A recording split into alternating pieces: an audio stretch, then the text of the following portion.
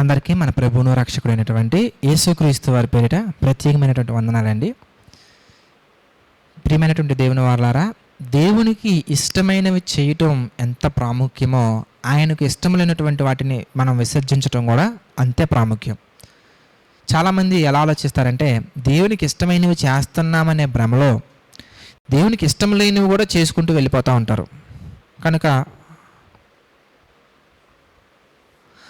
మనం గమనించాల్సినటువంటి ఒక విషయం ఏంటంటేనండి, ఎఫెసీలకు రాసినటువంటి పత్రిక ఒక విషయాన్ని మనం చూద్దాం. ఎఫెసీ పత్రిక 5వ అధ్యాయం మనం చూద్దాం. ఎఫెసీ పత్రిక 5వ అధ్యాయంలో 10 నుంచి మనం గమనించినట్లయితే, ప్రభువుకి ఏది ప్రీతికరమైనదో దానిని పరీక్షించుచు వెలుగు సంబంధుల వలె నడుచుకొనుడి. కనుక నెక్స్ట్ మనం చూస్తే 11వ వచనంలో, నిష్ఫలమైన అంధకార క్రియలలో పాలివారై ఉండక వాటిని ఖండించుడి. ఎలయనగా అట్టి క్రియలు చేయువారు రహస్యమందు జరిగించు పనులను గురించి మాట్లాడుట అయినను అవమానకరమై ఉన్నది.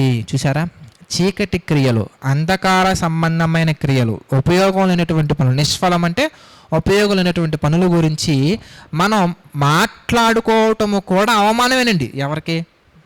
దేవుని నామానికి, మన ఆత్మీయ జీవితానికి, ఆయన మనల్ని పెట్టినటువంటి స్థితికి, ఆయన మనల్ని ఉంచినటువంటి స్థాయికి అవమానం కలగజేసే విధంగా ఉంటాయండి. అందుకే ప్రభువునకు ప్రీతికరమైనది ఏదో పరీక్షించాలి. మనం చేసే పని, ఉదాహరణకి మనం ఒక మీటింగ్కి వెళ్ళాలనుకుంటున్నాం, లేదా మనం ఒక కార్యక్రమం చేయాలనుకుంటున్నాం, లేదా మనం ఒక సజెషన్ ఇవ్వాలనుకుంటున్నాం, లేదా మనం ఒక పని చేయాలనుకుంటున్నాం, దేనికైనా కానీ మీరు ఆలోచించాల్సినటువంటి విషయం ఏంటంటే, ఆ పని దేవునికి ఇష్టమైనదా కాదా అన్నదానికంటే, మరి ఇక్కడ ఎఫెసీ పత్రిక మనం చదివినటువంటి దాన్ని బట్టి మనం ఆలోచిస్తే, దేవునికి ప్రీతికరమైనదా కాదా అంటే, ఇష్టమైనటువంటి వేరు, ప్రీతికరమైనటువంటి వేరు. అంటే ప్రీతికరమైనవి ఇష్టము కంటే ఎక్కువ.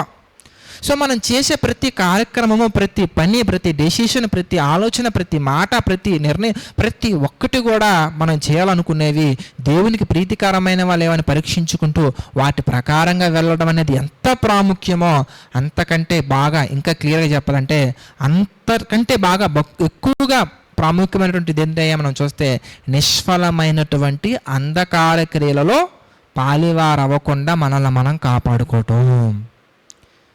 ఇంకా చెప్పాలంటేనండి, వాటి గురించి మాట్లాడుకోవటం కూడా అవమానకరం అండి. చూడండి, రూమర్స్ స్ప్రెడ్ చేయకూడదు అని ఒక మాట మనకి దేవుడు చెప్పారు. అప్పుడు రూమర్స్ స్ప్రెడ్ చేయకుండా బ్రతకాలి. కొంతమంది తెలుసా, ఆ రూమర్స్ స్ప్రెడ్ చేసే దాని గురించి మాట్లాడుకుంటారు. కొంతమంది అంధకారంగా ఎవరికి తెలియకుండా చెవుల్లో కొరుక్కుంటూ, చెవుల్లో మాట్లాడుకుంటూ వెళ్తూ ఉంటారు. అది కూడా దేవుడి నామానికి అవమానకరమైనటువంటిది. కాబట్టి మనం చేసే ప్రతి పని కూడా మరి ఈ రోజంతా మనం ఆలోచించాలి.